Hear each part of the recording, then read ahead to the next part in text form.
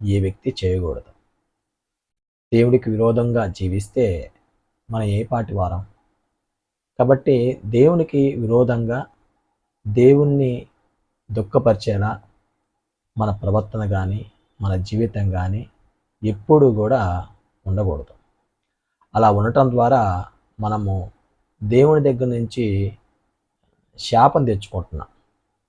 దేవుడు మనల్ని ఈ లోకంలో సంతోషంగా బతకాలని, మంచి జీవితాన్ని ఆస్వాదించాలని, క్రీస్తులో ఉన్నతమైనటువంటి జీవితాన్ని సాధించాలని దేవుడు ఆశిస్తూ ఉండగా, మనం దేవునికి విరోధమైనటువంటి జీవితాన్ని కొనసాగితే అది ఎంత మాత్రము ప్రయోజకరమైనటువంటి పరిస్థితి.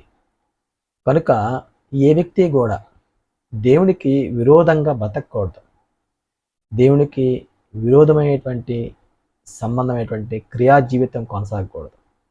ఈరోజు సమాజంలో ఎలాంటి పరిస్థితి ఏర్పడుతున్నాయి అంటే, విచ్చలవిడితో కూడినటువంటి జీవితాన్ని మనుషులు కోరుకుంటున్నాడు.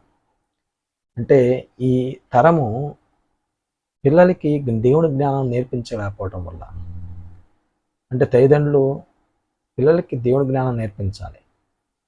పిల్లలకి తల్లిదండ్రులు దేవుని జ్ఞానం నేర్పించలేకపోవటం వల్ల వాళ్ళు విచ్చలవిడి జీవితాన్ని కలిగి జీవించేటువంటి పరిస్థితి ఏర్పడింది.